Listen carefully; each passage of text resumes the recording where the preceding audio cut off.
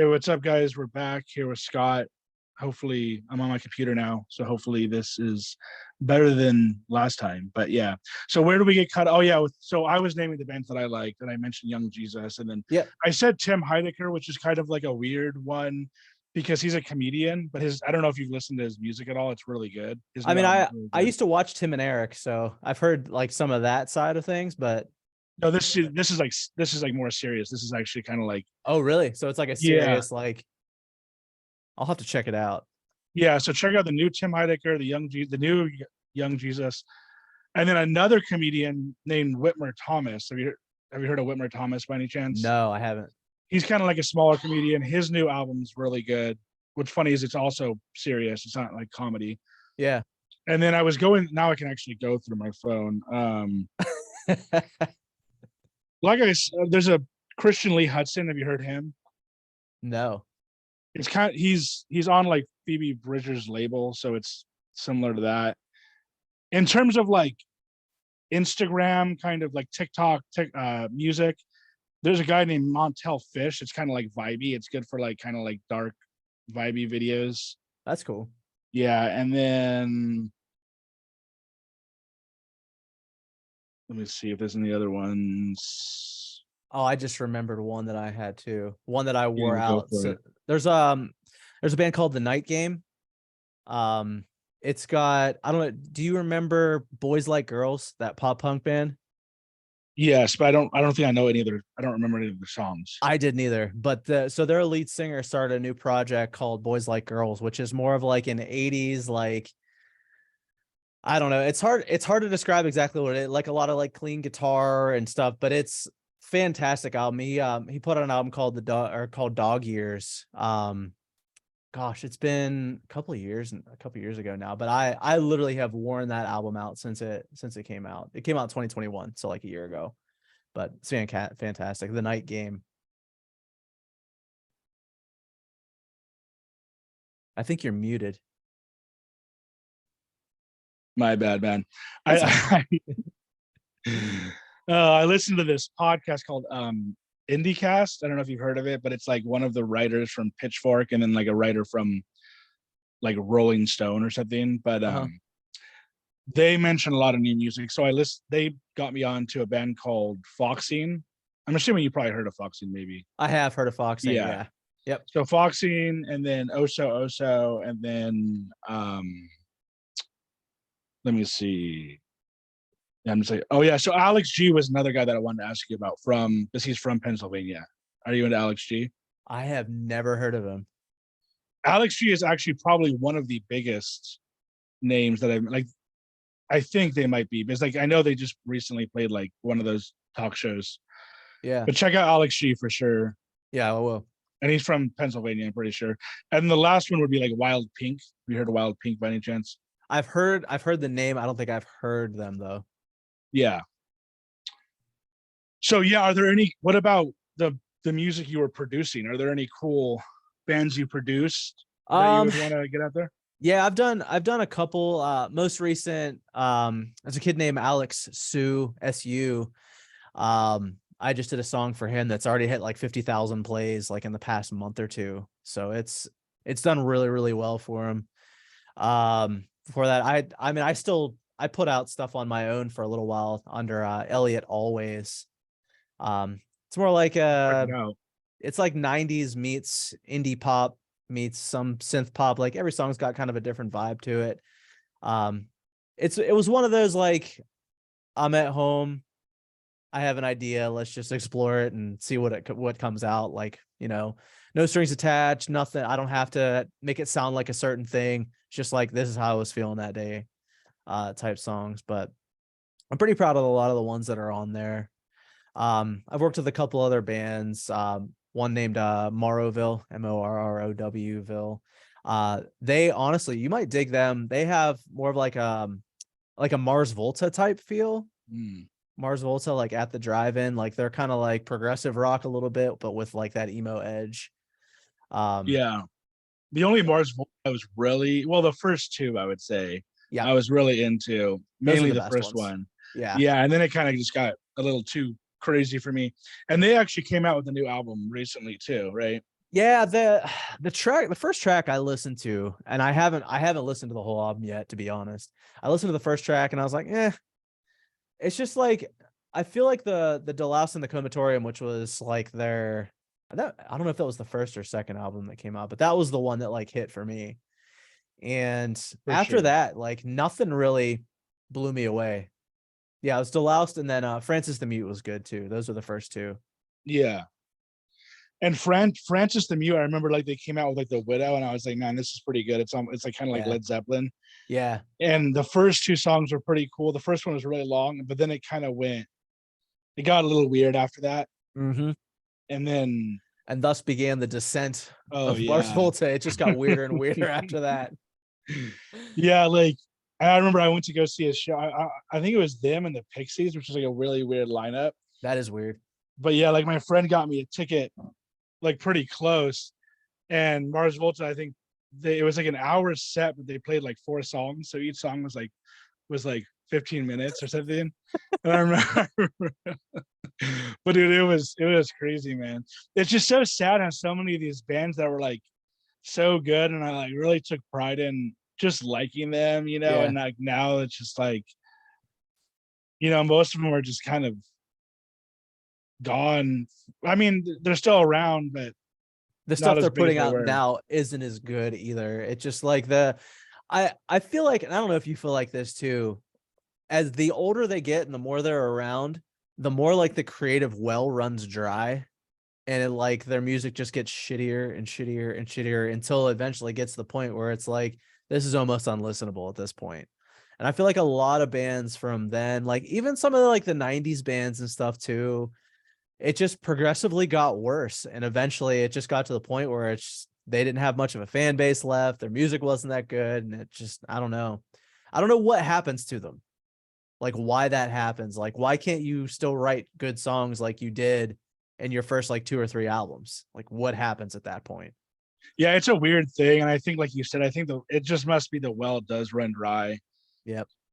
And I mean, like it doesn't only happen with these types of bands. I think it happens with most bands, probably. I mean, you do have your Beatles who just their whole career was great, and even the Yeah. Stones. I mean, obviously, I don't know if they're great anymore, but they had a long career. But most bands just, eventually probably run out of ideas. The Pumpkins are like the Yeah. perfect example. The Smashing Oh Pumpkins, God, yeah. where it's Oh just my like, man, gosh. like they cannot write a good song with. It's awful. Did you hear any of they just put a new album out this week? I listened to 2 songs. I'm like, nah, man. They're calling it like the new like Melancholy and the Infinite Sadness Part 2. So they're releasing it in 3 different waves. So they're doing 11 songs that just came out this past week. And then they're doing 11 more songs in January, and then 11 more in like March, and then the whole album comes out like in April or some shit. So the first like 2 tracks I listened to, I'm like, no. No, you're not gonna ruin Melancholy for me. Sorry. I was a Pumpkins fan as a kid. Like I Yeah, loved Siamese Dream. I love Melancholy and Infinite Sadness. Like 2 amazing albums. But since then, man, they had a couple of tracks here and there that I would dig. But yeah, it's it's like it's time how to hang how up. dare you? Like how dare you? I didn't. It wasn't it not only those. I want to say that it was Siamese. It was Melancholy and Infinite Sadness, Adore. I want to say it was like Yeah, 3 albums that it's supposed to be, like you said, based on or come yeah, after or whatever. yep, you're right. Oh And God, but anyways, yeah, the Melancholy one mainly, and Adore was good too. It's like, dude, yeah, how dare you say this is a sequel or whatever to that? And it's like one thing that you can't blame him for trying, at least. Like, I mean, I'm pretty sure Billy Corgan is really putting in the effort. he is. Obviously, like he's really trying. And same with like Blink-182. It's just all these bands, like their new song just wasn't great, right? Yeah, And it's like what's funny is I think Tom DeLonge came out recently and said this is like the best album we've ever written. And it's like we all know it's not gonna be. It's like, dude, no, just sorry, admit dude. that your stuff And isn't as good anymore. this isn't Enema of the State, bud. Yeah. And I Not don't even even take off your know, pants and jacket. Not dude. even. I don't even know if I would say. I think I might go with Dude Ranch. I don't know. Mm, That's a Dude tough Ranch one, is good but too. I Anima is just so fucking like it's just so fucking clean, like all the It way is. through. when I first bought the album, it was just nonstop. Like that's the only thing I listened Yep. to for like It was a banger after year. banger after banger after Insane. Like it's just insane that they were able to produce that much within like 3 or 4 records or even more. yeah. It's unreal. And Like then their songwriting was unbelievable. Like you couldn't beat anything they did. You couldn't. And I oh mean, like yeah. any song on that album could have been a hit single. Any song. Yeah, they're one of the only, like, say what you want about them and like people didn't take their music as seriously, but it's like, dude, like you just said, every single song on 4 or 5 albums were like hit songs. Like Yeah. they could not miss. It was unbelievable. And I mean, even now, like that California album they put out that they did with Matt Skiba from Yeah. Alkaline Trio, like Yeah. they even had a hit off of that one. And I mean, But it's not as good. It doesn't hit the same as those yeah. ones did, but they're still doing it, and they're doing it like not quite as well, but they're still like they're hanging in there, I guess. Yeah. Which one was I kind of forget which one was the hit. Do you remember? California, I think it was called. Okay. And I remember they had like a music video at some point where it was like literally like a bunch of like little kids and like an elementary school, like running around the elementary school Yeah. while they were playing. I was like, what the hell Yep. is this? So weird, man. So weird. Oh, Yeah. actually, that wasn't even the last album was called 9. I Yeah. And forgot about that one. I think they had a hit off that one. Maybe. Let me see. I really wish I Hated You has like the most plays, but yeah, I honestly don't remember anything about that album. Yeah. I mean, yeah, it goes on and on. The Alkaline Trio, they're, I'm assuming, not as good now as they Yeah. were. Blink isn't, like, Nope. it just happens. It does. I mean, it's Yeah. inevitable. Bright Eyes. Yeah, I haven't listened to him in so long now. Yeah. One of the only bands who I would say is still going and honestly probably hasn't missed for the most part is like Radiohead. Would you agree with that? How long do you have? You have a whole thing on Radiohead or what? I do. So my girlfriend and I, this is the only argument we have in our relationship. Oh, I man. am a Radiohead 2000 and before guy. I Oh, can't wow. stand the newer stuff. It's just not for me. I've tried so hard because they're like one of her absolute favorite bands. Like Yeah. the only one that I can like tolerate is a Moonshaped Pool. Like I liked that album a little bit, but I'm an OK Computer. I'm a Benz. Pablo Honey, I could take it or leave it. But like the Yeah. Benz and OK Computer are like my two that I absolutely loved. There was a track or two off of Kid A I liked, but that was about it. That's where they lost me. And Yeah. I don't know. Understandable. I mean, well, their last one was Moonshaped Pool, right? So I believe so, yeah. if you like that one, that's still okay. And what about the one before that? I would think that you would like that one. I'm totally forgetting the In name. Rainbows? Was it In in Rainbows. Rainbows? Did you like I In did. Rainbows or no? I No, did okay. not. Well, No. one thing that I totally understand where you're coming from, because so I obviously was really into OK Computer, and so then they came out with Kid A and Amnesiac. And when I first listened, it took me a long time to get into those because they're so weird and they were like just too, like I said before, kind of slow and boring for me. And I was just like, man, Yeah. like I almost like, it sounds lame, but I almost like kind of think kind of like fake being into them a little bit. Yeah. Like because everybody was so into them at some point that I was like, okay, I'm super into this, and I wasn't as into it. And I'll agree with you. I mean, OK Computer is for sure their best. I mean, they probably, Yeah. I guess you could say, gone downhill since then. So I agree with you, but I still don't think that they're bad by any means, any of them. I don't think they're bad. They're very musical. They're very talented. I just think that, and I don't know. This is gonna make a lot of people mad. I feel like every single song, it's like, okay, here's this one like 10-second loop. Let's loop it over and over and over again. And then Tom's gonna have some sort of really like wispy, spacey lyrics like, and he's gonna do that over and over and over again. Yeah. for like 2.5 to 3 minutes, and then that's the Yeah. end of the song. And then it seems like it's not formulaic, but it seems like it is to me at the same time. So I don't know. Yeah, it's like I, they've come up with their own non-formulaic like formula that just yeah, they it's just like keep repeating. this is what Radiohead sounds like now. Yeah. And then there's also like Muse. And the only reason why I bring them up is because I just remembered this, but there was like a period of time, I don't know if you remember this, but like there was a period of time where Muse was kind of like hip, like in the Yeah. very beginning. Oh yeah. And people were like, oh, they're kind of like Radiohead or whatever, they're really good.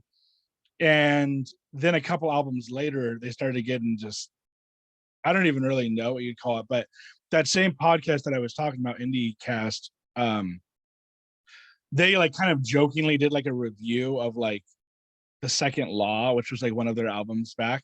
Yeah. And it was like super funny. Like the one guy was like saying, he's like, this just like literally made me laugh. It was like the one guy was saying like it sounds like they're like trying to say something like big, like about the government or political or whatever, but like they don't really know what it is. And the other guy was like, yeah, it's kind of like a Joe Rogan thing where it's just like, hey man, I'm just asking questions here. You know what I mean? Like and it just made me laugh. Is it's like it's just so funny to me, like bringing in podcasts to this with Joe Rogan, where it's like he'll have people on that are like constantly questioning like the state of the world, but like just don't have any like solutions for it. You know what I mean? It's Yeah. like I don't know about this whole mask thing or vaccine thing, but like they don't really seem to have an alternative, you know. But No.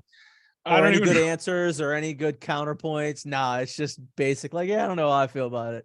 Yeah. It's like we're just basically asking questions. We're just I don't even use another one of those bands where it's like, I mean, I think they're getting bigger and bigger, but and then another one that's like seems to be getting bigger and bigger, but I just at this point just fucking like hate them is like Red Hot Chili Peppers, right? I mean, they have just like there has to be something going on where like why the radio station just nonstop plays like them and the same shit from like the fucking like Yeah, 90s. It's like, dude, come I on, know. like find some new music. You know what I Well, mean? that's Like, because their new stuff sucks. Like they've put yeah, out what 2 albums in the past year now, and they're both awful. Apparently yeah. there's like another one coming too, which I don't know why we need more Red Hot Chili Peppers. Like Is there a third? yeah, I think so. I don't know. I don't know.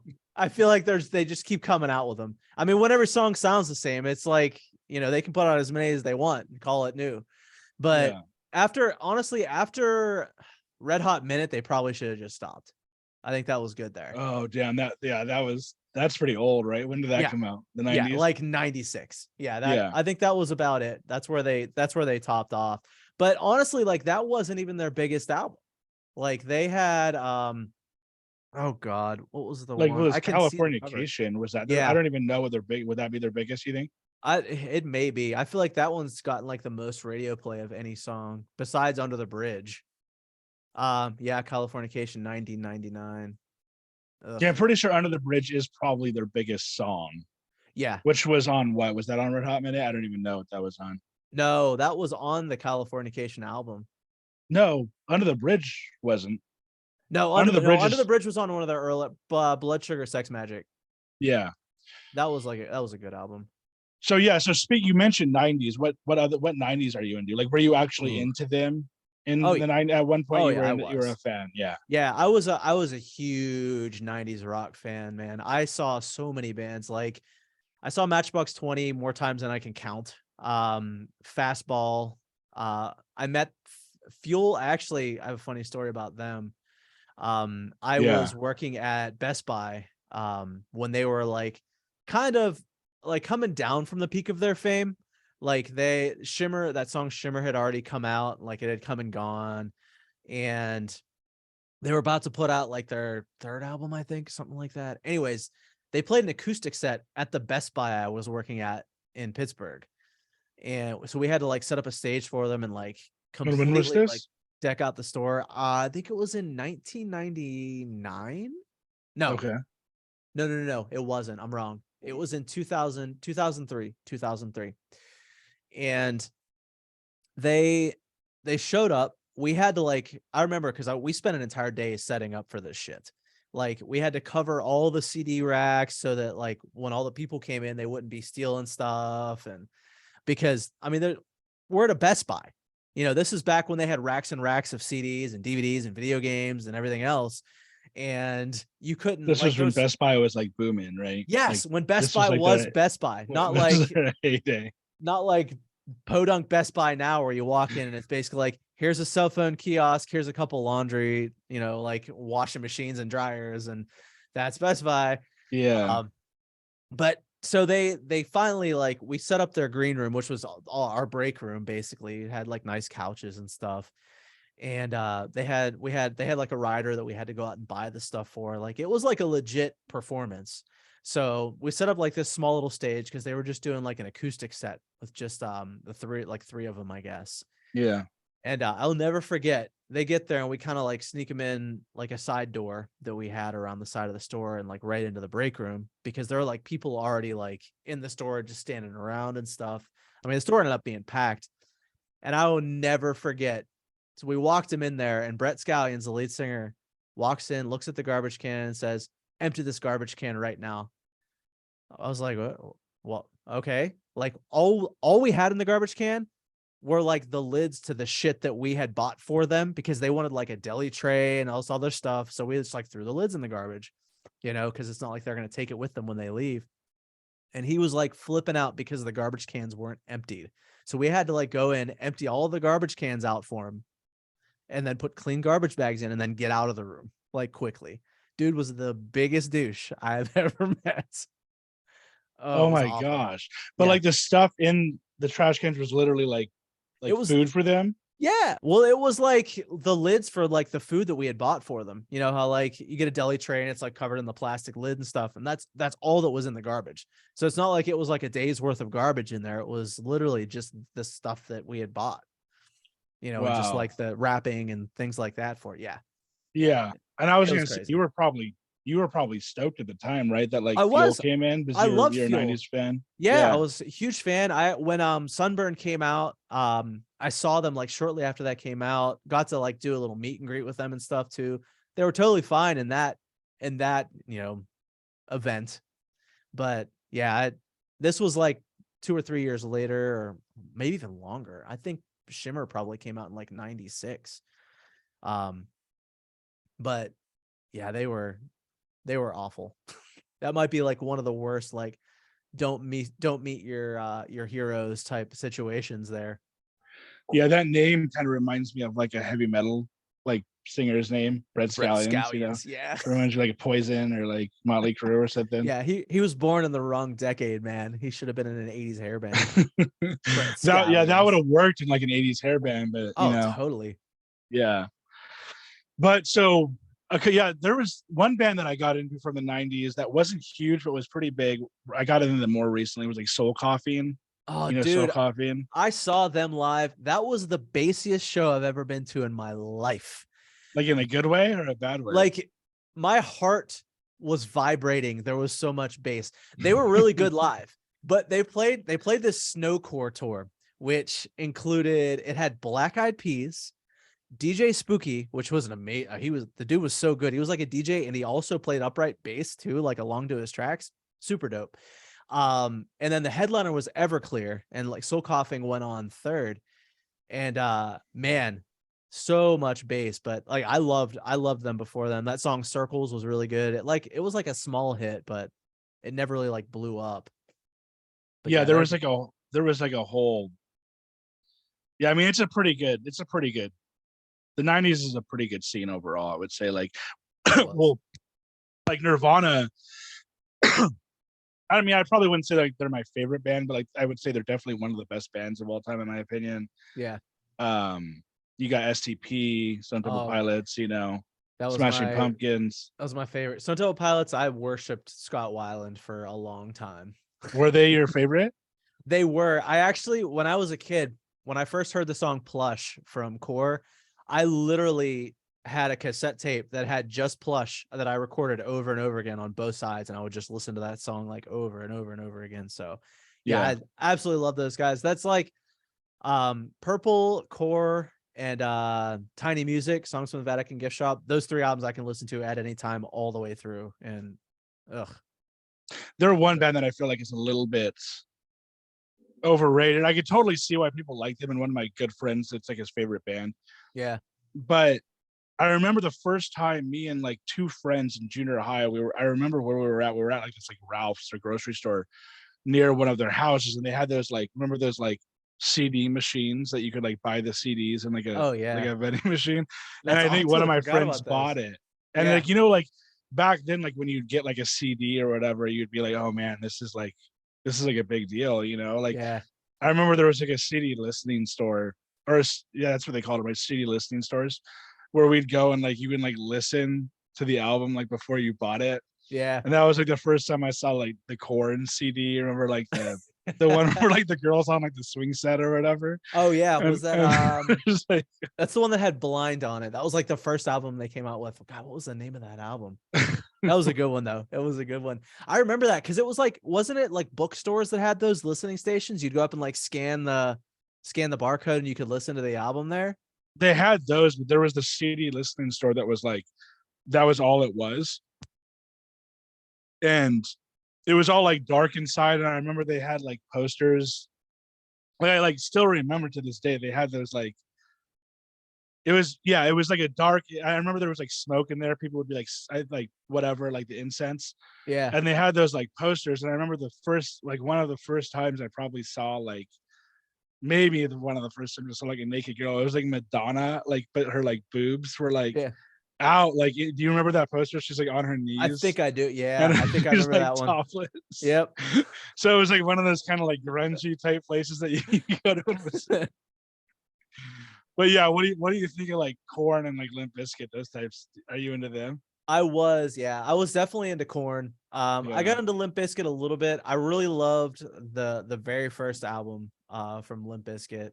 Korn, like the first 3 albums were amazing. And then I think after like their 4th album was Issues. I think that one came out in like 99 or 2000. I think that's kind of when I started getting into pop punk a lot more and moved away from like that like yeah. the new metal sound or whatever it was kind of called back then. But yeah, I love them. I was definitely into that. I had the Genko jeans and everything, man.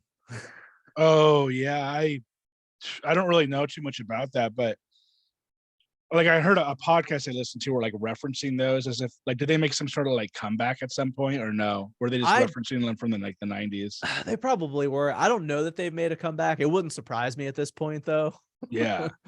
to see someone wearing them again, but I don't recommend it. Because in like the fashion industry, I feel like shit will come back and I won't even know about it. Like that one like skate brand, I'm forgetting the name of it, but it's like one of those things where it's like I almost kind of get the vibe that like people wear it like ironically or something. Like it's Yeah. one of those like old school skate brands, you know? And it almost like comes back like but like in an ironic way. Yeah. Oh, I'm trying to I think feel of like what there's a I'm lot of them. yeah. And I thought that those jeans might have come back. But yeah, what are some of the other ones? What about like I'm trying to think of some other ones. So 90s, You said fastball, Fastball, Marcy Playground. Marcy Playground. Um, I loved Space Hog was great. They had like that one hit, but I dug a lot of their stuff. Counting Crows. I actually saw Counting Crows live last year. Oh, is that? Still good, man. Still good. Ugh. Yeah. It's honestly like it's impressive that those guys still sound as good. And they put out some new music last year too. They did like a 5-song EP that was actually pretty good. Yeah. I've always loved Counting Crows though. They're up there for me as like one of my absolute favorites. Bush. Yeah, there was a band that like that you might know, you probably know of them that I grew up near and my band played with them. Something you remember Something Corporate? Oh my god, yeah. Yeah. Everyone says I look like the lead singer, Andrew What's McMahon. funny is I like literally was just gonna say that you look like somebody, but it's somebody else. But now that you say that, you do look like him. And I've met him multiple times. Like Yeah. I remember so yeah, it was Something Corporate, then it was Jack's Mannequin, and then it was now he's just by himself, Andrew McMahon. Yeah, In the Wilderness. Yep. Yeah. And we played a couple of shows with them, but one of them, so I was in this band and we weren't very good, but like the guitarist slash like kind of leader of my band who would book the shows, he was like constantly booking and constantly doing like the business stuff. And he booked a show in LA. And I think that the place where we played at, it was like a small bar, but I think AFI had like shot like a music video there. Oh, that's cool. Yeah, it was for like, it was like Days of the Phoenix or whatever, one of those. That was a dope And song too. yeah, and it was a small bar, but like we played there and he somehow got like something corporate who I don't think he got him to open. This was before they were big too. Like when you played with Fall Out Boy or Brand New. Yeah. I think they wanted to open because I think they just wanted to get out of there. Yeah. And then we had some guy coming to watch us from like a record label, but it ended up just being like a disaster. Like they fucking got out of there. And then we played and it was just horrible. I remember like my string broke and like the guy who saw us was just like, you guys fucking suck, you know? And like meanwhile, like something corporate is like, you know, getting huge and we're just like fucking, you know, we couldn't get it together. It's a hard business, man, isn't it? It is. Yeah, I mean that's kind of why I stepped away from it, because it gets frustrating after a while. Like I've been close a couple of times to actually getting like a label deal, and it just I remember we almost got signed to Lava Records, which was I believe Yellow Card was on Lava, like back in the day when they got their first major deal. I've heard of it. Yeah, it was a subsidiary of Capitol Records, I believe. And we had some guys like come out and see us. We played like this big venue up in Pittsburgh, and they talked to us afterwards. They like dug our sound, blah blah blah. They're like, you know, we need you to send us some like additional like demos and stuff. Like send some new songs, because we had like at that point I think only had like 3 songs released out on MySpace or whatever at that point. They were starting to pick up a little bit of momentum. And it was around that time like the pop punk boom was like really going. Like that's when Green Day had already hit, Blink-182 had hit, so everyone's looking around to find like the next Blink-182 type band. And that's kind of like how Fall Out Boy got big around then too, because all those major labels were just grabbing as many of those pop punk bands as they could.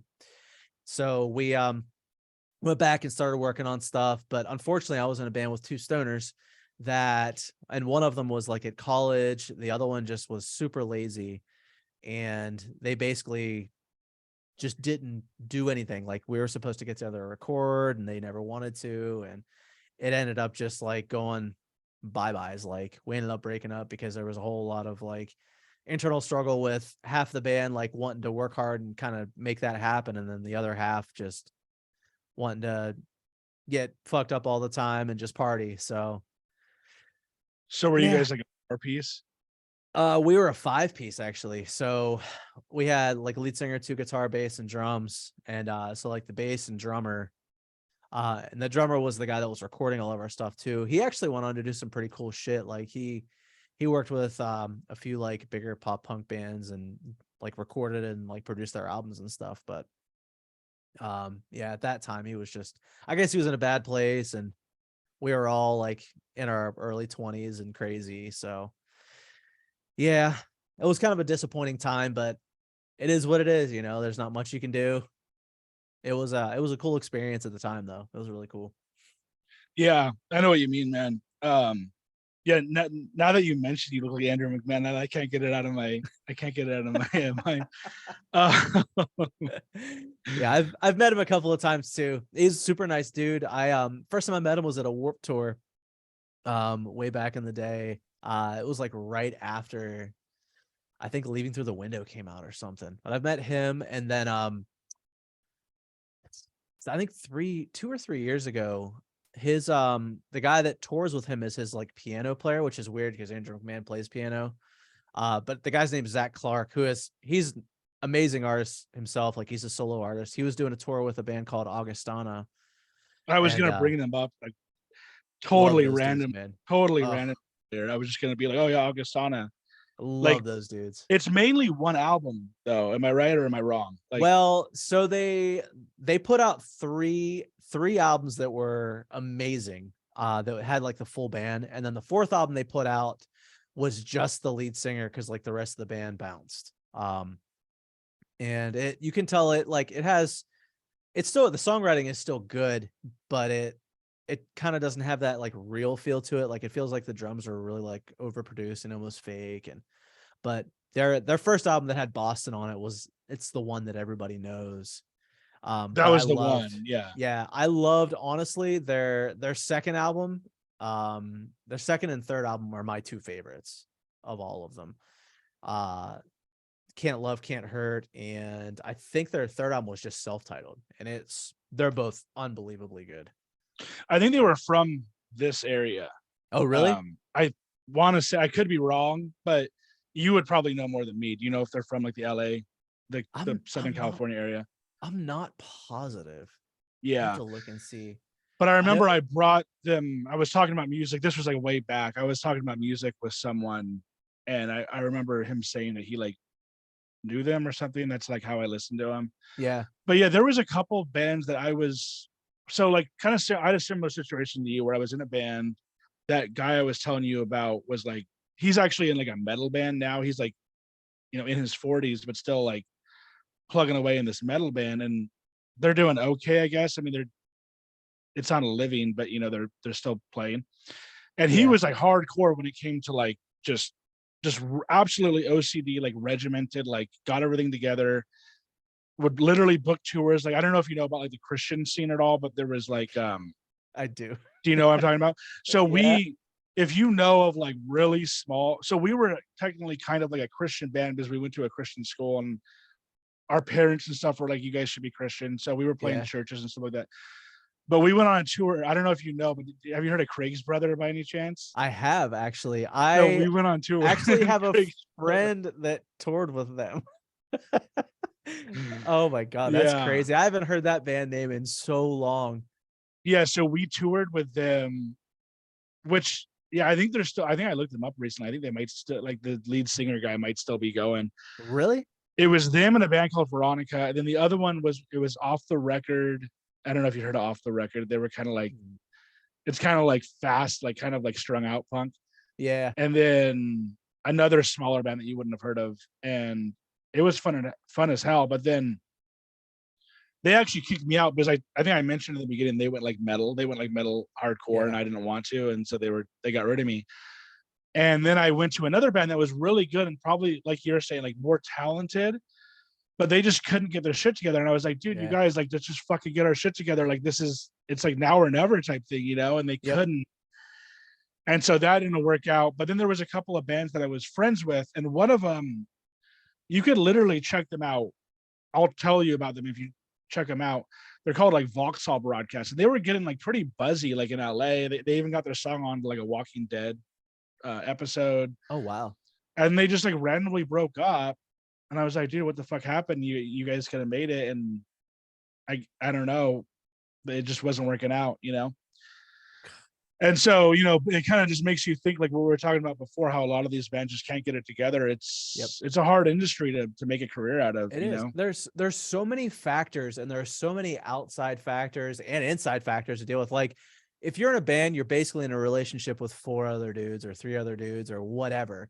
I feel like 3 pieces have it easy because it's only like 2 other guys you have to deal with and be in a relationship with. But Yeah. and it's so difficult because unless you get kind of everybody on the same page, it's inevitably going to get to a point where someone has one idea and someone has another one, and it goes in opposite directions, or someone just gets burnt out on it and doesn't want to do it anymore. And like, there are so many bands that, even like Blink-182, like their original drummer, they, booted and got somebody else. So it's just, it's a hard industry in that aspect. And then once you do get to a point where you can get signed, like the business side of it's just absolutely ridiculous, like trying to deal with labels and money involved and contracts, and that's a whole other layer of nonsense. So I just almost brought up Kanye West, what he was saying, and I was like, that's not a good idea, even if I'm joking, you know what I mean? But yeah. Wait, hold on. I just looked up Craig's brother. Yeah. And why does Ryan Key's name come up? Was he in that band? Ryan Key from Yellow Card? From Yellow Card? Oh, The lead singer of Yellow Card? I don't think so. You think it's just the same name, or maybe he produced it? Yeah, he was in that band. He was a past member.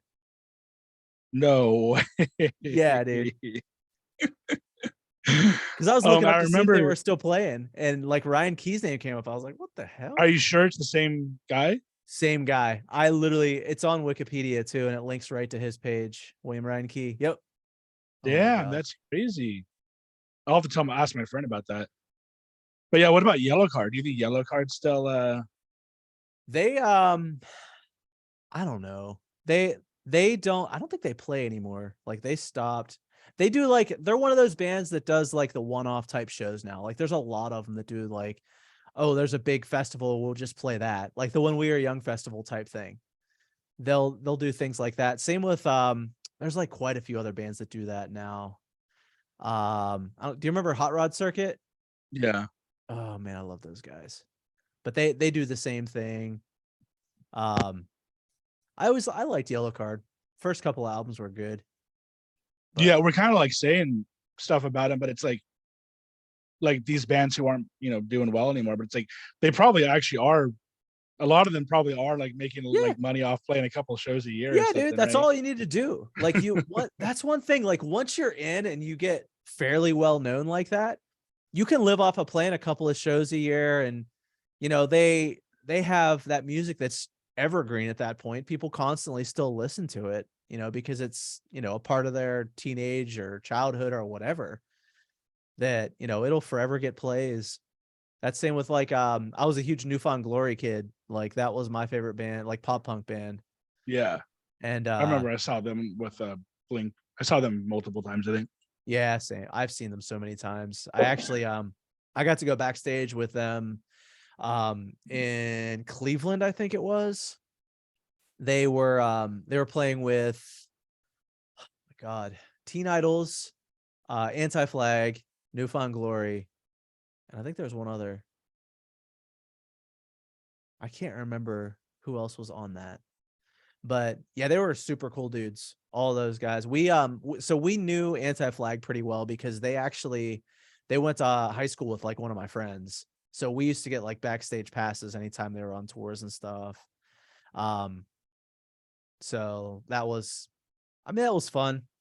It's a cool little adventure with those guys. They were like the pop or the punkiest of punk. So Yeah, I remember I saw, I don't remember what show it was, but I saw them. I don't know if you've heard of the Glass House by any chance, or like Chain Reaction. They're like kind of big oh venues in yeah, this area. You know yeah, what I'm talking about? I definitely do. saw Yeah. Anti-Flag at Glass House, and I saw yeah, another show that like I didn't know of the band at the time, but later they got huge. I'm pretty sure it was, I want to say it was Newfound Glory. I want to say it was like Newfound Glory, like maybe Less Than Jake and like Midtown. Do you remember Midtown? Do you Oh, remember I how love good? Do Midtown. you remember how good Midtown's first record was? Oh, I know. I know. Yeah. And the second one was Um, good too. oh, the second one was good, but I remember thinking at the time I was like, man, this band is going to be like the next Blink. Like they're so Yeah. fucking, their album's so good. They're so fucking good live. That Gabe Yeah. supported guy. Yep. And then the second album came out and it just didn't do as good as expected. I didn't even Just like, I flopped. liked it, but Yep. it just wasn't as good as the first. Nope. And that was it. And then I was going to ask you about them earlier. I'm pretty sure the Gabe guy ended up going into that like Cobra Starship band, Yep. right? Which did well. Yeah, they had like one or two hits. And then they broke up, and now Midtown's back together again. Oh yeah. I didn't even know that. That's crazy. Yeah, they've been doing shows. I think they hopped on, oh, what tour were they on? Hold on. I'm looking. It was one of the big tours that everyone was like, no, they were on some of the My Chemical Romance shows. They opened up. Oh, were they? Yep.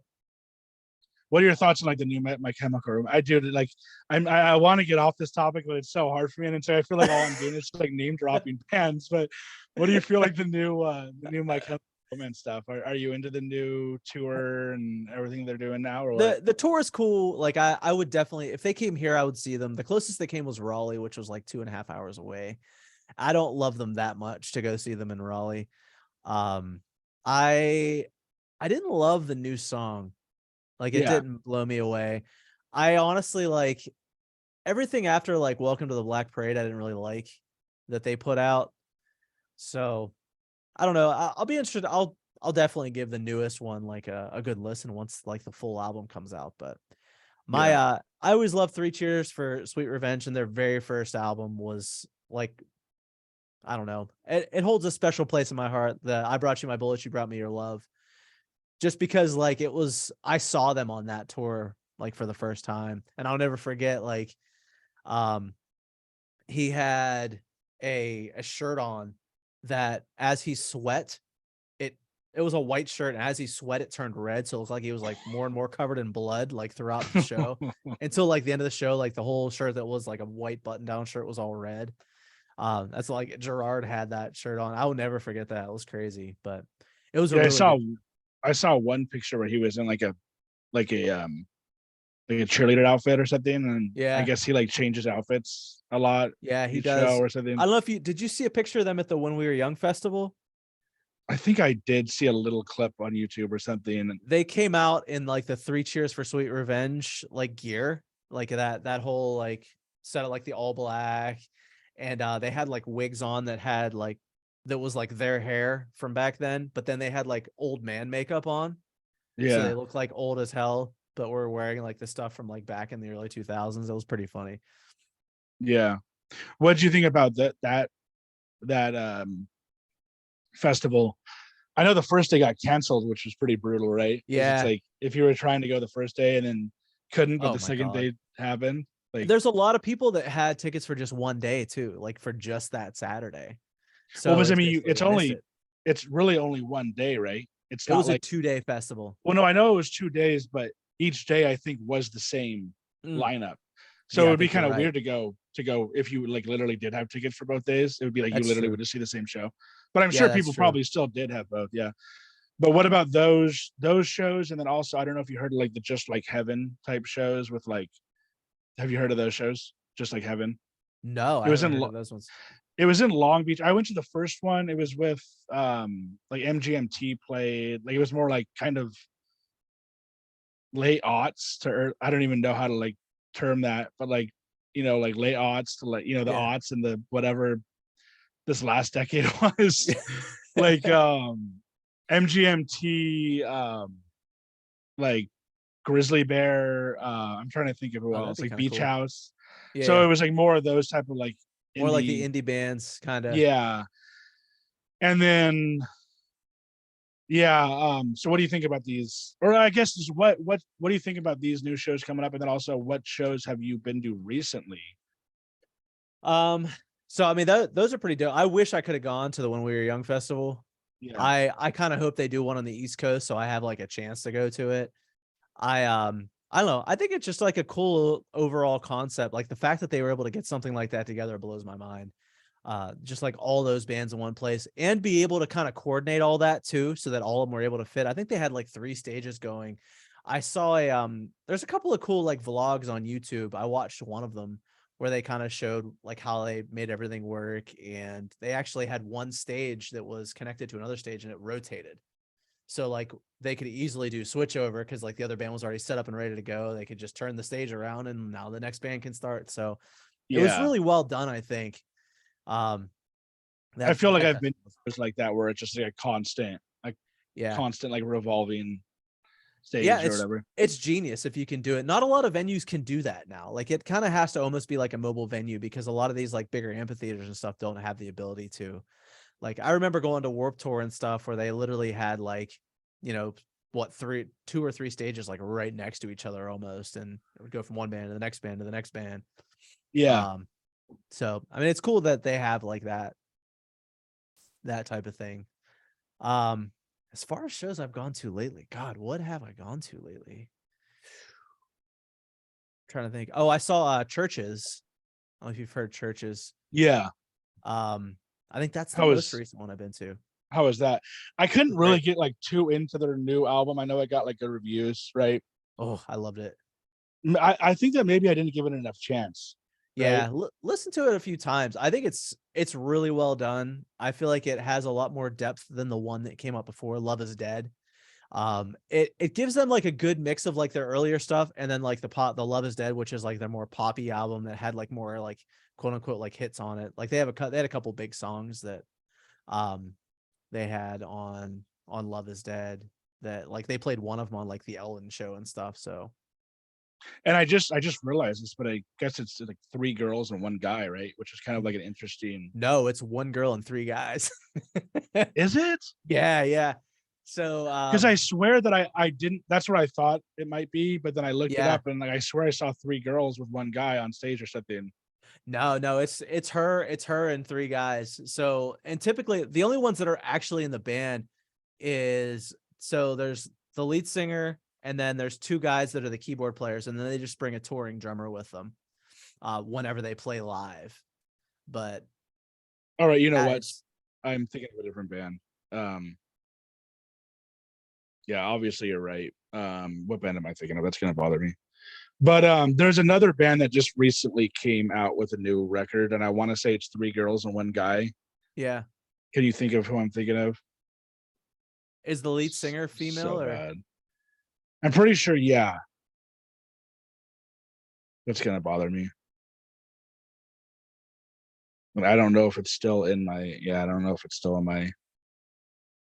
But anyways, yeah, I'm thinking of a different band. So I haven't even checked out the Church's. yeah, I would check their But newest album is real good. They have yeah, Robert Smith on one track. That's pretty excellent too. yeah, But I think that's the last show I've been to. Um, before that was probably Tame Impala, I think, which was I'm not a huge Tame Impala fan, but my girlfriend is. Um, yeah, but it was a super fun show. Like just the visuals alone were pretty amazing. yeah. Tame. I want to say Tame, but I'm like, dude, I can't say that. You know what I mean? Like just Yeah, Tame. Like I'm not a big enough fan. not on a first name basis. Yeah, yeah. Is that what people refer to them as? I feel like it is. Maybe not. I don't know. But Maybe I yeah, don't know.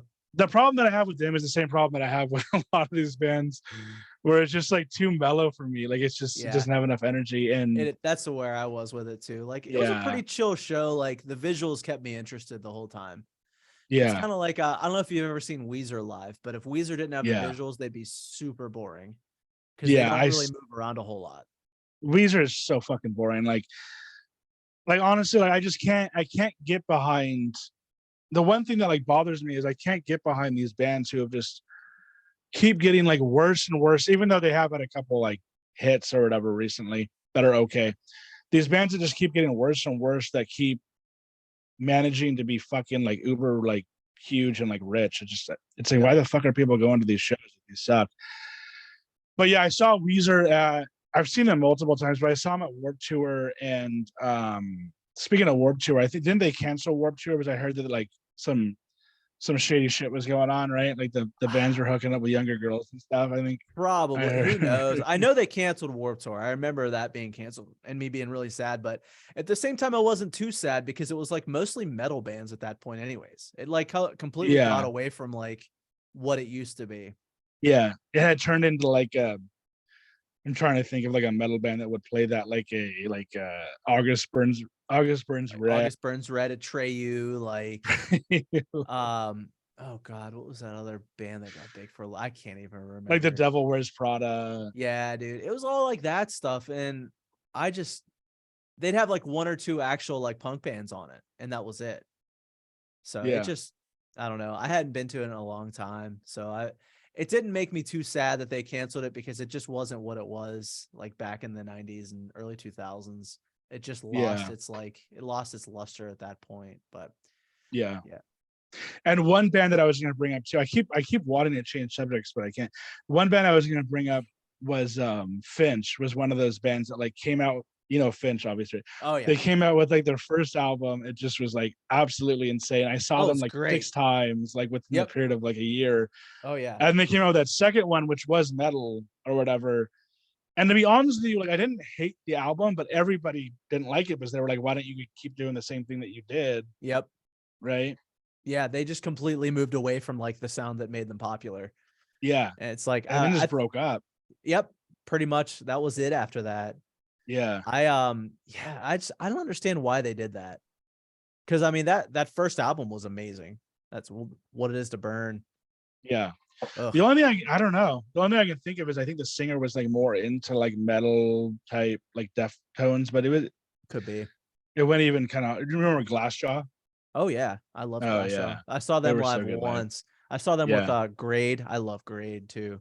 Grade was one of my absolute like favorite as far as it went. Like they were kind of more of a I don't even know how you classify them.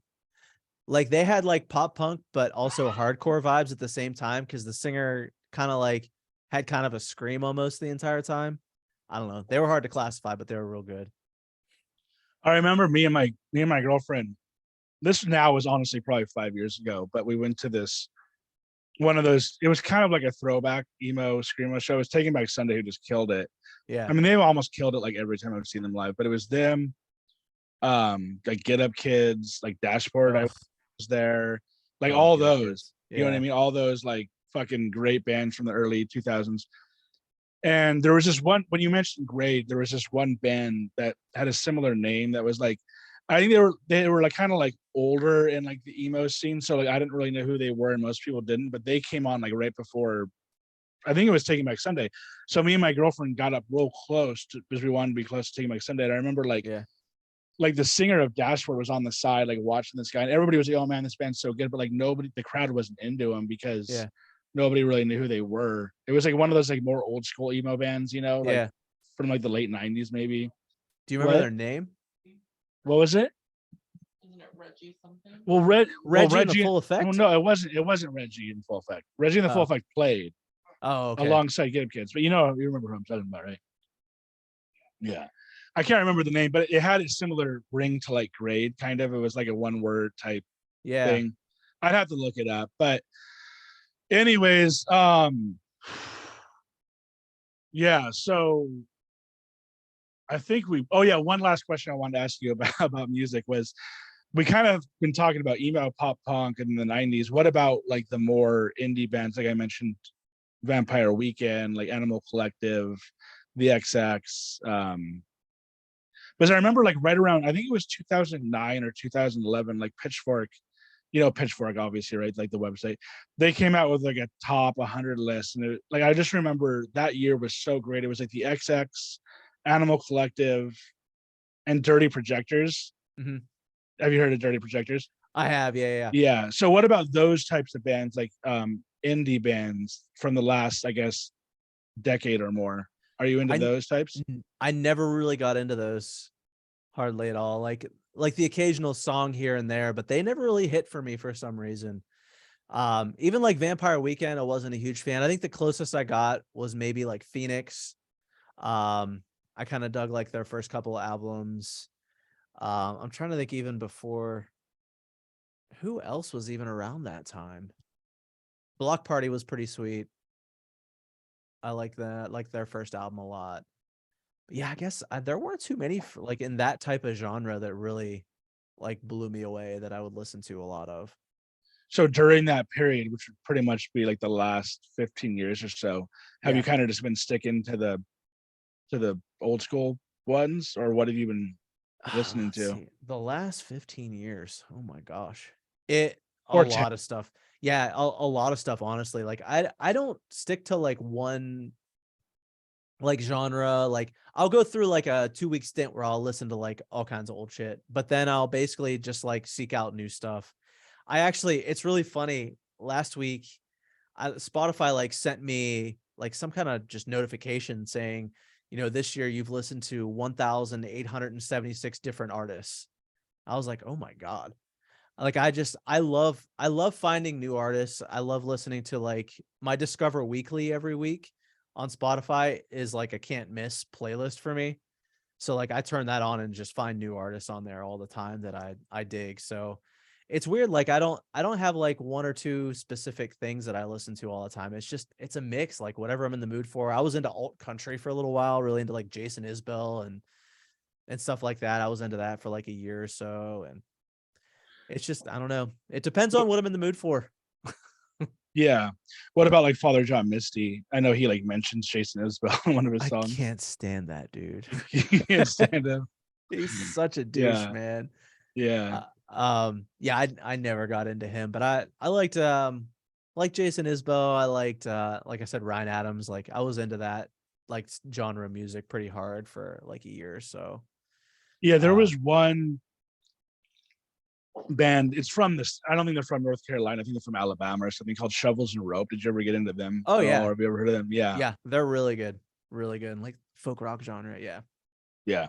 But overall, I'm not really into the indie stuff. Okay, so we only have about how we have however long you want for the most part, but let's try and end it around 8 here. So Okay. let's after all this time, let's pivot to your other stuff, which is which is I'll let you plug away here at the end. You're also a streamer and a podcast host mainly, right? Yep. So musician, streamer, podcast host. And you also, I think, mentioned movies when we were talking, right?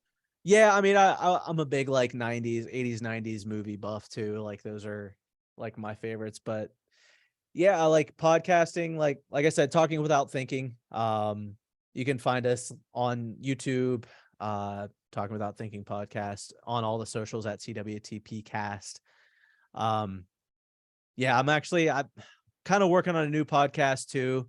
That's going to be more like music oriented. I don't know. I want to find like artists from back then that we used to listen to and kind of bring them on and like talk to them about like their experience from back then. I think it'd be cool to like find some of those like old pop punk bands that aren't around anymore and like find even like guitar players, singers, whatever, whoever might be interested in like a quick interview. Like, I don't know. I always thought that'd be kind of cool to do. I don't think anyone's done that yet.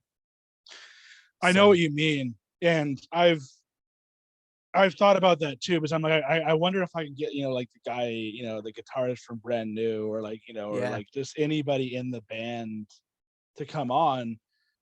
And I don't know. I mean, it's definitely a good idea. The only one that I can think of where I listened to, like I said, for one, I had a hard time getting musicians on, but I Yeah. listened to one from the singer of Thrice as a podcast, and Oh he yeah. got like he had like Gerard Way from My Chemical Romance on, and he's had some other people that you would probably be interested in.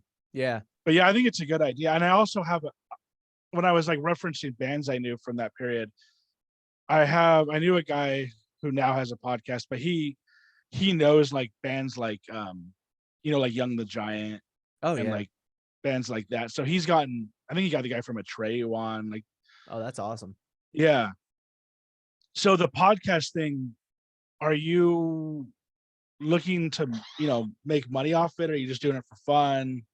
I mean, doing it for fun right now and just kind of seeing where it goes. Like we've talking without thinking's been around for like 3 years. We took, I'm sorry, probably longer than that. I think since about 2016, 17, maybe is when we started. We took a couple of year hiatus, like over the pandemic and stuff. I used to do it with two other guys. Now we added like a third. So there's like four of us. And we just enjoy doing it. Like we're up over like 10,000 downloads on it already, which was pretty cool. But it's just been, I don't know. It's a cool way for like me and three of my friends to get together every week and just talk about like stupid funny shit. We do like top 5 lists. Like we did for around Halloween, we did the bottom 5 worst candy bars.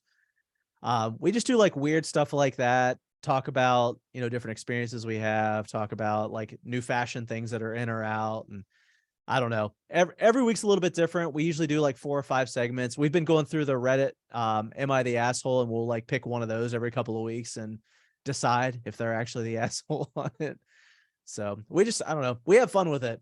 So it's just been enjoyable to do. And if, it gets further than that, that's cool. If not, we just like getting together and ripping on things. So Yeah. Do you ever have guests on or anything? Or we do. Yeah. We have guests on occasionally. We've had a couple of like smaller actors on.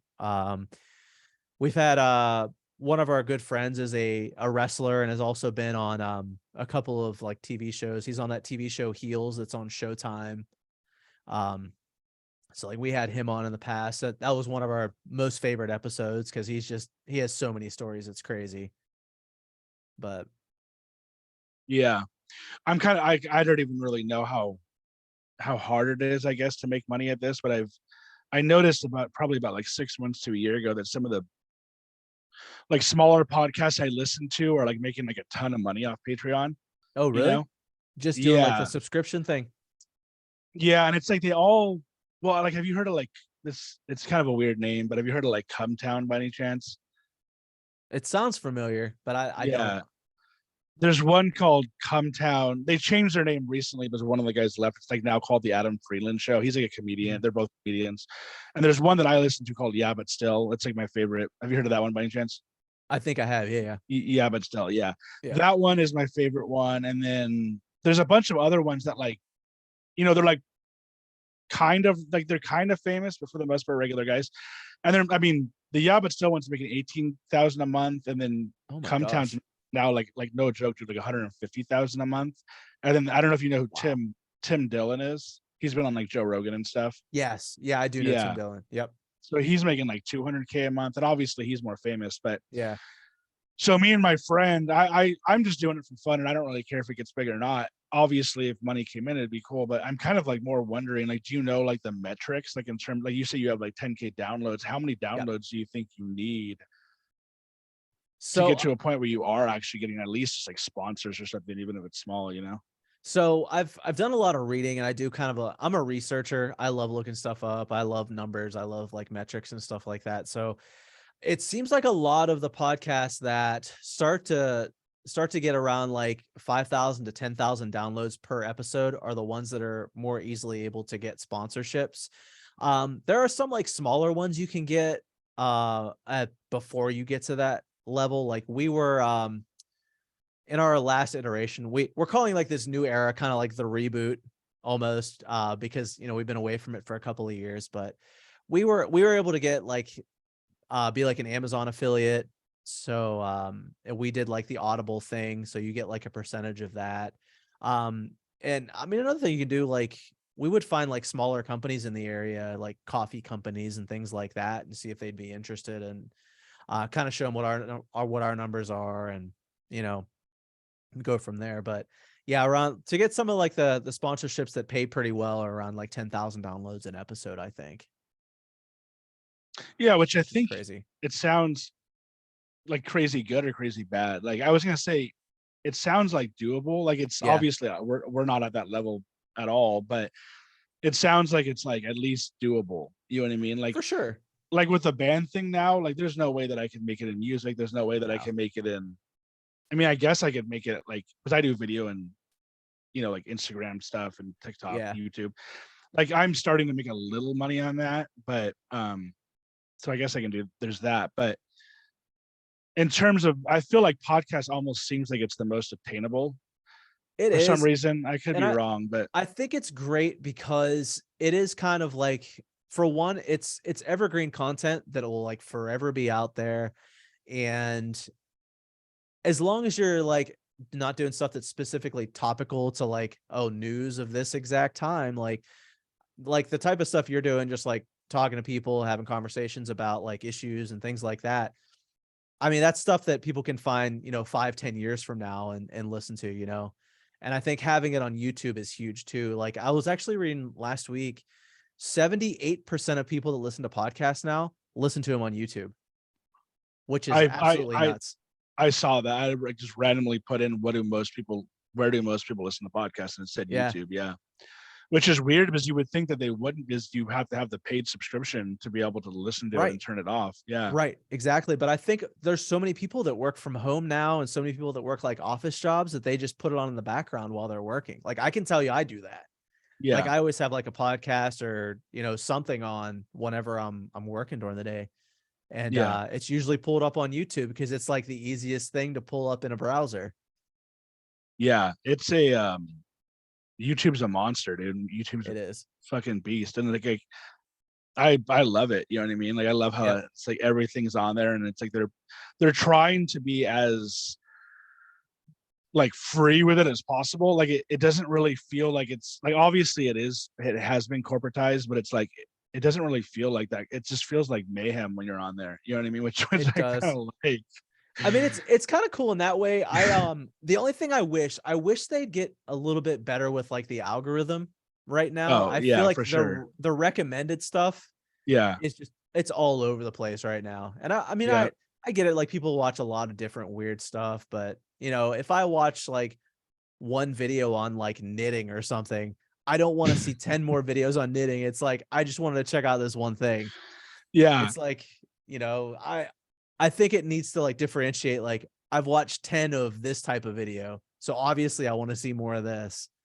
I've watched Yeah. one of this, and now I'm getting like all my recommended is like this weird thing. So Yeah. Everyone always talks about how like the AI or Google's AI or whatever is so good. And it's like, dude, if it's so good, like they should know everything about me. Like, I mean, especially because like it's logging your search history and like yeah. everything. It's nuts. Like, why isn't that all like together in one thing? I don't know, Yeah. unless they just haven't figured out a way to do it yet, or they're not able to. I don't know. Yeah. It's like, take my shit, take all of it, and then give I me mean, what I want. You know you what I you mean? do It's you like, do anyway, so you might as well give me something out of the deal. yeah. It's like, obviously, if you guys don't, like you said, every time I go on that fucking home screen, it's like I said, it's mayhem. And it's like, in a way, I like it because there's so like, I love how like people are just like, it's almost like, I don't know, I don't want to get political, but it's almost like socialist in the sense where like people are just fucking uploading other people's shit all the time. And I love that. Yeah, It's like, dude, go, if I ever got famous, it's like, go ahead and upload my shit. Like, keep the yeah. Have lawyers at out of it. this shit. It's honestly, it's just more clicks for me later on, because then Yeah. they, there's more of a way for them to find me. I honestly like. I wish I would have started on YouTube 10 years ago, because Oh yeah, I there are thought about guys that. on Yeah. there that like some of the bigger YouTube guys now. I can only imagine how much they're making a day Oh my just god. off of like views on videos that have like hundreds of thousands, millions of views. Like I watch a lot of, not a lot. I watch a good bit of like gamers and things like that upload like gaming videos. I was really addicted to Rocket League for a long time. Um, just like literally a game where you're a car and you just hit a ball around into a goal. But that's another story for another day. But anyways, I watch a lot of those like gamers, and they upload like a video a day, and they're Yeah. getting like 50,000 views a day, just like of Yeah. gameplay of like playing that game for like 20 minutes. Or like Mr. Beast. Yeah, That dude's dude. just like killing it. Oh my God. I was having a conversation today about him. Actually with the other guys on the podcast, we have like a Facebook chat that we're all in. And I was talking about how he basically ruined YouTube. Like Mr. Beast has ruined YouTube, because now everyone is trying to make videos like him, because it's like, oh, this dude he's killing it. Every single video he puts out has like Yeah. 10s, 20 millions of views. So we need to do our videos the same way he does his videos, with the Yeah. same like intensity and like quick cuts and like move from one thing to the next thing to the next thing. And it's literally like killing YouTube now, because there's so many people that are doing the same exact thing that he is. It's just, Yeah. oh my, oh man. And they're probably kids, right? I would imagine. I don't Yeah. even know. I mean, it's Oh like, yeah. I haven't even watched. I can't even say much because I haven't watched too much of his stuff. But it's like, this has to be meant for kids, right? I mean, it's just like, this isn't like Yeah. really adult entertainment, And it's like, I It's not. have heard that that's who most of the people are watching all of this stuff is kids, and TikTok too. It's Oh, for just like, sure. Yeah, it's the kid, teenager. Like I have a 13 and a 14-year-old. My 14-year-old boy loves Mr. Beast. Like he owns his merch. Like that's like his dude. Anytime a new video drops, he has to watch it. So like that's literally like that's the demographic right there. And that demographic is really into like really fast cuts, like keep me entertained for this like 10 to 15 minutes. And he knows how to do it right. He's he knows his target demographic. He puts videos together exactly the way they like them. So yeah. more power to him. One thing I've noticed I think this is with YouTube, mainly shorts right now, is that for a while I was trying to like put together like a really well, not even really well done, but like I fly drones and stuff like that and do like some photography, videography. Oh, that's So awesome. I'd go to like places and fly my drone and then like cut it together on iMovie, like pretty simply. And then put it up there. But I was only putting up like one a week or maybe one a month. And I was trying to make it like I said, really well done. And then they came out with shorts. So I've just started just like fucking putting as many shorts up there as possible. And you never know what one's gonna like do well. It's weird. It's like I've had some of the most random ones get like a ton of views, and some of the ones that I think are the best don't. So right now I'm just uploading a ton of shit to Dude, YouTube. and that's the best thing to do, especially like shorts. are doing really, like I was saying, my 14-year-old kid, not a huge fan of TikTok, loves YouTube Shorts though, just swiping constantly like on the YouTube Shorts. So they do well. I mean, Yeah. people love like those quick little snippets. So I feel like I would like to start doing that with our podcast too, just doing short little 30-second like snippets and see how well it does. It's just a matter of getting in there, and I hate video editing more than anything, man. I hate it so much. I Yeah. always hire people to do it for me most of the time, just because it's one thing I'm not good at. Anything with music mixing, anything music related, I got you, no problem. But when it comes to video editing, I don't know. I guess I never learned it. So Yeah. Like I said, I do like literally like most of my editing is like on my phone. yeah, And so it's like pretty easy. Like I haven't gone up to the big leagues with like Adobe Premiere Pro or Final yeah, Cut or anything. And I know it's a lot harder with that. And then even with I've wanted, like just recently with the podcast, I've wanted to start getting more into like actual audio editing and video editing. yeah. But it's just so much easier to just like do something from your phone than it is from your computer, you know? It is. Have you looked into Riverside yet? Yeah, yeah. Hashtag not an I ad. think you mentioned it. Yeah, yeah, yeah. Yeah, that's what we've been using, and it's been really good. The audio quality is really good. You can actually do up to like 4K video with it too. And when you're done, it literally like it'll give you like one video of the entire stream or like the entire like podcast, whatever you're doing. And then it'll separate it into audio files and video files. So you can basically take what you want from it. So if you want to do like a video, you can literally just grab the video, download it right off of there, upload it to wherever, like if you use Anchor or whatever other podcast like distribution service that you use, and it'll just upload it and you're good to go from there. It's really simple. Like you don't have to do a whole ton of editing with it, which is why I love it. Like it's great. But Yeah, I mentioned to you, like I tried Zencaster before Zoom. Zoom seems to be the easiest and yeah, almost, I don't know, I don't know if I would say the best because I haven't tried the other ones, but just definitely the easiest. But I tried Zencaster a couple times, and one of the times, like the audio wasn't working. It was probably just my fault, but it was like the audio wasn't working. The last time they said as much audio as you want for free, yeah. but then like when we were done, it was like, oh, like you need more credits to like be able to edit this on here. Oh So then I God. figured, because you know how it's like you just said, it's into like two formats. Yeah. I was able to pull those audio formats and put them into Audacity and just basically like, Edit them out from there. yeah, like I upped his volume a little bit and that was it. But with the video, it's like literally two separate videos. I'm like, how am I supposed to like put these? I don't even know how. I'm sure like you would know if you're a video editor, but I don't know how to put these two videos together. So Yeah. it kind of like pissed me off. So then I ended up using Zoom. But yeah, so real quick, as far as the gaming goes, how has the streaming, how has the streaming gone? And then It also, I don't was know if you're into like, I just recently saw like Destiny. Do you know who Destiny is from? yeah. He was on like the Lex Friedman podcast. Yep. What about like Hassan Habib, or not Hassan Habib, Oh, Hassan Piker? yeah. Hassan Piker, I don't Hassan know why Piker. Yeah. I feel like there also is Hassan Habib in comedy or something, but Well, no, actually his his Twitter is Hassanabi and his Twitch name is Hassanabi too. okay, is that what I'm thinking of The then? same guy. Yep. So I think those guys are both kind of like gamers slash political commentators, right? Yeah. Do you do any like type of political commentating too, or just the gaming? I don't. Mostly gaming. I don't like getting into politics too much. It's kind of like it's out of my wheelhouse. Yeah. But I did a lot more of the gaming. I actually haven't streamed for a little bit. I thought about getting back into it. Now that I'm kind of moving away from the music thing and putting that baby to bed. So, but I had a lot of fun streaming. I would do a lot of different stuff. Like I said, I'd play Rocket League a little bit, but I'd also do, just random. There's a game called GeoGuessr.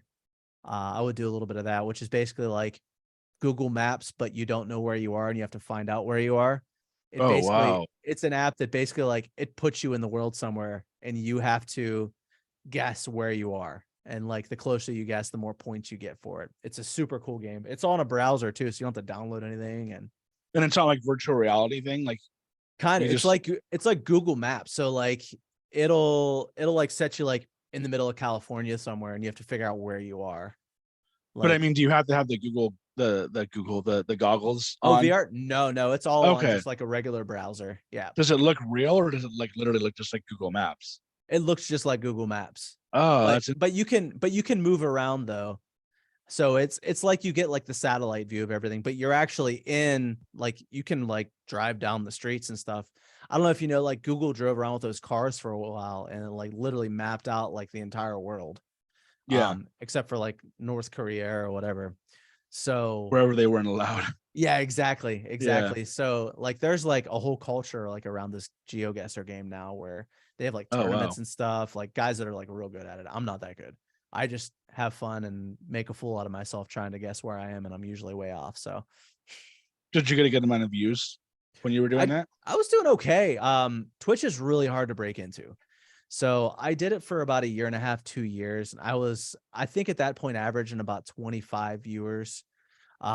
Which like it's some of the bigger guys have been doing it for like 10 years now. The ones that are up in like the thousands. Was that So live that you were getting 25 viewers or yeah, it was after? live. Okay. Yeah, Yeah, it was live. Afterwards, it was a lot more, like a lot more people would come in and view. And then I started doing like the YouTube thing too, which was starting to do pretty well and pick up a little bit of steam. I like hired a video editor that would just go in and kind of like edit parts of the stream down for me into like yeah. more like digestible, like 20-minute, 30-minute type segments. So Yeah, um my viewpoint on it is like, I don't know, I could be totally wrong here, but it's like if you're like a good looking guy and like you're a good talker, which I think you're both, oh, thank you. um, yeah, like and like you're doing whatever, like gaming or whatever. I think that if you're like really, I mean, I could be wrong here, but it's like I think that you could, if you're like consistent enough with it and you're doing it like a good amount of hours, I would imagine that like I mean, it's like if you look at some of these other guys who are doing it, it's like why not you? You know, Yeah. why not? You know what I mean? It's like, so I'm kind of in the same situation as you, where like I'm doing the podcast, I'm doing the videos, I'm doing the all that, and it's like, one, I like it, so I enjoy it, and it's like two, if I make money off it, sweet. But I either way, it's kind Yeah. of like a win-win, you know? That's the thing, man. Like I'm having fun doing it at this point, you know, and if it gets to the point where I don't have fun doing it, I don't want to do it anymore. But that's the way I was with the music. Like I wasn't having fun doing it anymore. It got to the point where it felt more like a chore. Like I had to like force myself to do it, especially when I was like working with artists and stuff. Like I had to force myself to sit down and like work on a song for somebody. And when it got to that point, I'm like, I knew I was just done. You know, I needed to do something else. And I enjoyed the podcasting when we did it. And I wanted to get back to doing that again. And I enjoyed the streaming too. So I honestly, I may get back to it in the next like couple of months or so when, you know, the schedule allows and stuff. But when I do it, when I was doing it, I was really consistent. Like the biggest thing I found is to like keep a consistent schedule so people know when to see you. And I would stream for like 3 or 4 hours or so, like 3 nights a week, which I mean, it was pretty good to get started, and having a full-time job and stuff like I felt like it was a good amount of time, and, you know, it was pretty engaging. And that way, like it didn't get stale too, where it was like, some of these guys are on for like 8-10 hours and there's no way you're putting on an enjoyable and like interesting, you know, stream for 10 hours. It's just, Yeah, you know, like Hassan Piker, I like, think he does like yeah, 8 hours a day, right? he's nuts, and he's on like almost every single day, which I don't think is good for your mental health, but I wouldn't imagine, yeah. And but yeah, I mean, like I said, I mean, I know you said you had two kids and a wife and a job, and yeah, but it sounds like the podcasting thing, you know, for both of us, it's like keep doing it and see what happens. that's And it. then do you play any of the games like the more popular, like I don't really know anything about this world, but what am I thinking of? Like the two most popular games that Oh, everybody like talks about. Fortnite and Call of Fortnite, Duty Call of and Duty. Are you into those? yeah. I don't mind Fortnite. I have fun playing it. I have one of my friends will kind of hop on and play. We'll play like together. My kid likes playing it. That's actually how I got into it in the first place. Like he loved it for like 2 or 3 years, and now he's getting too old for it, and it's the uncool thing now. Um, Yeah. but I have a lot of cool memories like playing that game, and streaming too. Like especially when they do some of the events, like they do really cool like Halloween event, Christmas event, things like that. So I would do those occasionally. Those games, it's really hard to get noticed playing those games because there's so many people playing them.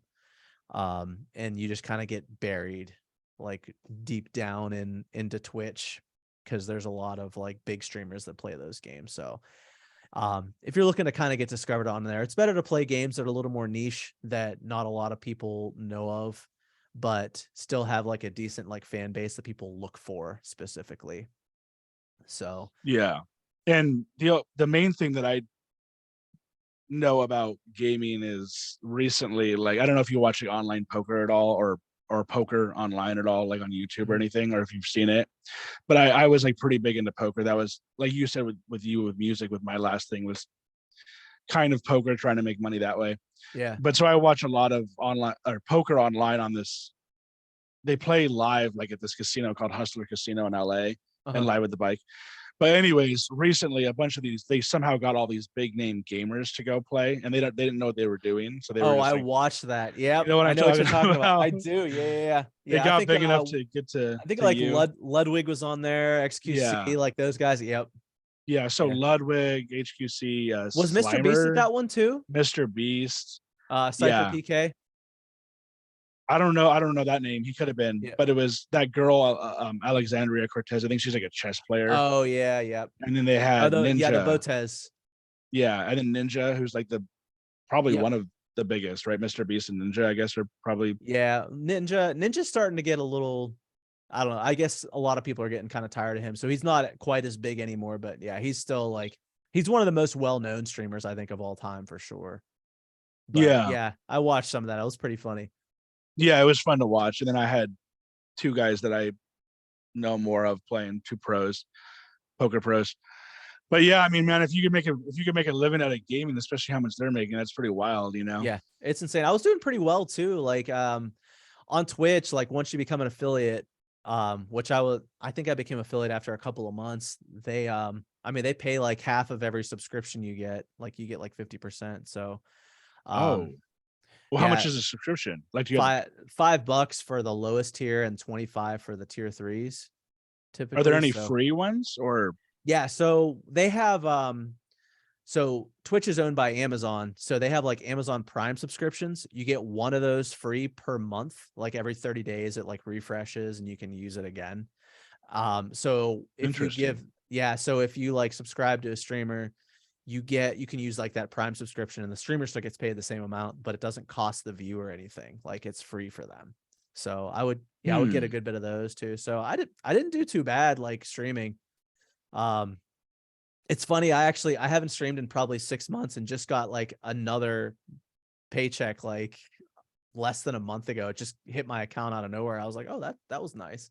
Cause they used to have like a minimum threshold of $100. And if you didn't have $100, they wouldn't pay it out. Well, I guess like after I quit, I only had like, I think I had like $93 or something so I didn't quite hit the 100. Well, they lowered the threshold to like $50 now. So it like triggered a payment out to me. I was like, oh, that's pretty sweet. So yeah, part of the problem with, so it sounds like they will monetize you right away, as opposed to like YouTube, where you have to, I mean, YouTube, the amount that you have to have on there is crazy. Like you have to either have, what is it, 4,000 hours of watch time, which is more than I don't know if you might already know this, but 4,000 hours of watch time, which is a lot more than you'd think. Or now they're doing like 10 million views within the last 90 days. And that's where what I was talking about was with the shorts, I'm posting as much as possible to try and get to that 10 million views, just so I can get monetized, And Instagram, honestly, I don't even feel like I deserve it because I'm not like a big Instagrammer, but like they've been paying me around $100 a month just for posting as I would normally post. So I'm like, that's cool. You know what I mean? Like, better than nothing. And then TikTok, awesome. I haven't had too much success in TikTok, mainly just because I was kind of late to the game with that. Yeah. But anyways, man, we've been talking for a while, so I'll ask you the last couple of questions and then we'll go. So what I usually ask people is, for one, you've already mentioned your podcast. If you want, you can plug it again. But then also any podcast that you listen to that you would recommend, or movies, TV shows. And then I already asked you about music. So unless there's something else you want to add to that. Okay, sure. Yeah. So my podcast again is Talking Without Thinking. You can find us everywhere podcast. We have a YouTube channel as well. A podcast that I would recommend. We've been talking about music so much. There's a couple that I listen to pretty frequently. One's called Lead Singer Syndrome. It is, oh God, I'm trying to think who actually runs it. I'm looking it up right now. Forgive me, guys. Shane Todd, he was the front man from Silverstein. Has a podcast where he brings on like lead singers from bands and stuff. And then when he doesn't have a guest, they actually do like top 5 releases of the week each week too. So as far as like a music one, that one's pretty dope. I listen to that quite a bit. And then I'm trying to think of what other podcast that I listen to pretty I already mentioned the Conan O'Brien one, but I mean, that dude doesn't need any more plugs. Yeah. He's doing okay for himself already. Yeah. Nevertheless, he at least is a nice guy. He seems to be pretty humble about it. Yeah. He seems to be a pretty good guy. Yeah. So yeah, I mean, other than that, I listen to Tiny Meat Gang. They're pretty funny guys. Cody Ko, Noel Miller. So that's just a funny podcast. They're just like 2 comedians doing their thing. So I listen to that usually every week. That's like a can't miss for me. Yeah, music wise, I think I covered that ad nauseum almost, but and what was the last question? I think that was it. Right? Movies and TV shows, just because that was one other thing that I wanted to go over that we didn't get a chance to. But yeah, you could just cover it here real quick. Recent movies I've seen.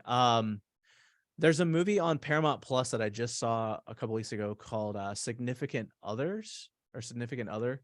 Really cool. It was like I didn't know what to expect going into it. I thought it was going to be like a thriller type movie, which it kind of was, but it has such like a weird twist to it. It's got Jake Lacy, who was from The Office, like the later seasons of The Office in it.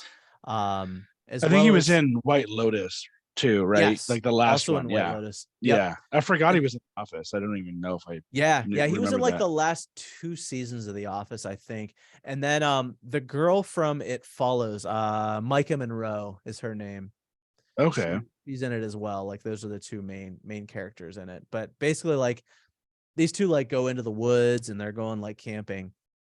And they're a couple. They've been together for a little while, but she's like really quirky and has like a lot of like weird anxiety issues and things that she's dealing with. And it's kind of like one of those like who to trust type situations. And then it like completely gets crazy like halfway through. And I don't want to spoil anything else, but it's a really cool movie.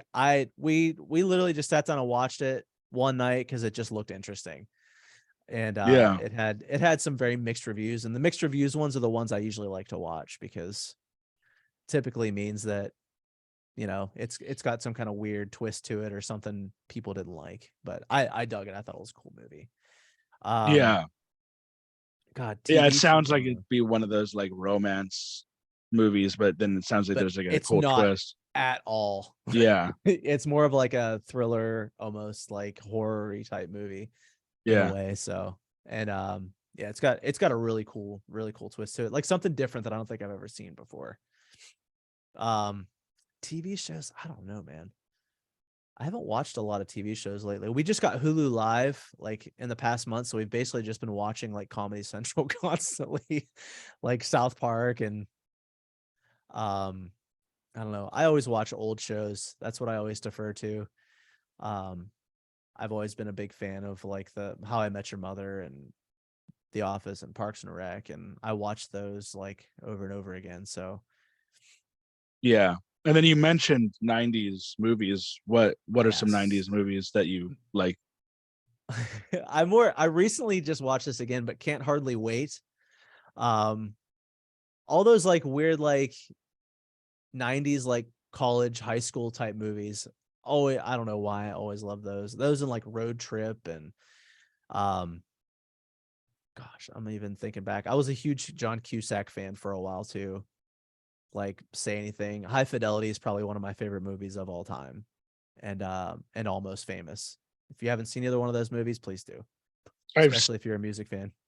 Yeah, I've seen both. They're both good. And I'm definitely a fan of like 90s, like Pulp Fiction and like Oh Fight yeah. Club. I Yep. think Fight Club was 90s, right? Oh yeah, it definitely But was. yeah. So, anyways, Scott, it was good to have you on. Hopefully, we Yeah, didn't thank you go so much too for having me. long. Nah, Yeah, it's no fine. problem. And you definitely got a fan out of me at least, because I'm definitely going to check out your podcast and everything else you got going on. And it was good to talk to somebody like-minded with music, because I don't get that a lot, you know. Hey, that's good. You never know. Like it's weird. I can't find too many like guys that were, into the pop punk and emo stuff back in the day anymore. So it's always great to like reminisce for a little while about it. It's awesome. Yeah. When you mentioned like music and movies or whatever, I was like, I was like, oh no, it's just gonna be like we're not gonna like. It's like I think the worst thing is when I have somebody on that I just cannot talk to them about. I can't find any angle. You just Like can't I had, click. Yeah. yeah, like I had like a comic book guy on, and I have nothing to add to comic books at all. And so I was asking him questions, but it's like, yeah, I just can't relate. But Yeah, sorry, but I'm just not that interested, I guess. And there's just not a lot like I don't know. How much can you say about comic books? yeah. With that It's being impressive. said, yeah, he was a totally fine, good guy. Both of them That's had two awesome. good guests, but with stuff like if you were into like I said, Creed or some sort of like 90s metal type stuff, besides like Corn, maybe I probably could, just because it would be so interesting, But like, I just couldn't click if it was like or country or something. But anyways, man, Yeah. yeah, it was great having you on, and let me know if you want me to come on your guys's. I don't really have Yeah. much to say or add, but I'll definitely check it Listen, out. we definitely every guest we have on, we literally just bring along for the ride. So whatever Yeah, segments we have scheduled, we typically will send those over to the guests like ahead of time, be like, hey, here's what we're covering. If you want to like join in on all these, feel free. If not, we can do like a quick, we'll typically give like guests like 20-30 minutes and just like chill and talk about whatever they got going on and stuff too. But we always like leave it open, like, hey, if you want to stay on, like come on for all the segments and stuff we do, you're more than welcome. Cause we just I don't know, we just have fun with it, man. We just have a blast. So yeah, it'd be totally cool to have you on. yeah. And are you guys all together? And then if I was on, like, would I be like on the Zoom like this? Is it there that you guys Yeah. do it? Yeah, we do it. We do it on Riverside. So we are each in our own houses. We used to Oh, live okay. closer, but now I'm about 45 minutes away from the rest of the guys now. So we kind of all do it from our own houses. We actually been slowly like the other guys have been getting better setups and stuff, getting better mics. And so like every episode's been getting better and better sound wise and looks wise. But it's been a lot of fun, like a little, challenging at first to do everything remote, but we're, you know, kind of getting the hang of it now. Cause every other episode, we did over 100 episodes originally, and they were all like together in one room. And we'd have like Yeah. guests in the room too. We had some call-ins and stuff here and there, but yeah, And why did you it's been fun. guys? Why did you guys take like the break after the 100? We so part of it was like pandemic, part of it was just life stuff with all of us. Like everyone was kind of doing different stuff at the same time. We just couldn't find the time for it at Yeah. that point. So now we're kind of all at a better place, and able to get together every week and do our thing. So Yeah, yeah, sounds good, man. And yeah, I offer this to all my guests, but if you ever want to come up back on, let me know and we can cover one of the other topics that we were supposed to cover. yeah, absolutely. I'd love to. All right, sounds good. Nice talking with you, Scott. All right, same to you. Thank you. No problem. Bye.